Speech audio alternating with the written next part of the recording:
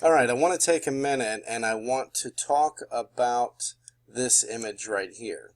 This is a dryer where the top has been lifted up, and I want to just go over a few things about this image so that you understand the dryer top and how it opens up. On most of the Whirlpool dryers, Kenmore, Roper, Estate, KitchenAid, Admiral, Amana, Crossley, they're all made by Whirlpool.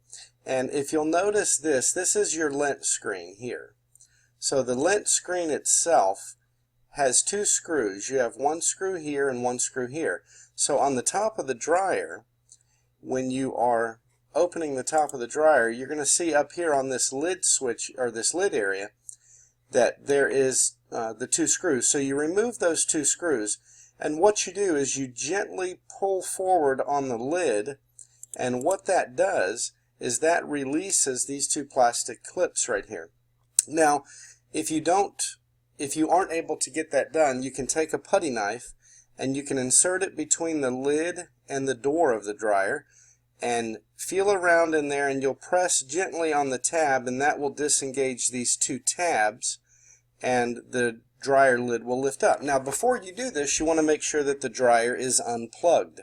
Once the dryer is unplugged, then you can safely work on removing the lid and tilting it back. So once you get the lid tilted back, you're going to notice two things, or a few things. This here is the connection for the dryer door switch. And again, once the dryer is unplugged from the electricity, you can slip a putty knife edge into this connection and disengage the connection, and that will allow the door to come forward. But there are two screws here. There's one on each side, here and here, and those screws connect this door to this cabinet. Once you take those screws out and you disconnect this door switch, then the dryer door will lift up and towards you, which will allow this drum to drop slightly off of its support bracket, but the belt will remain intact. And once you do this, you're going to look underneath and you're going to check for any lint that is in the bottom of the dryer, and you will vacuum out that lint.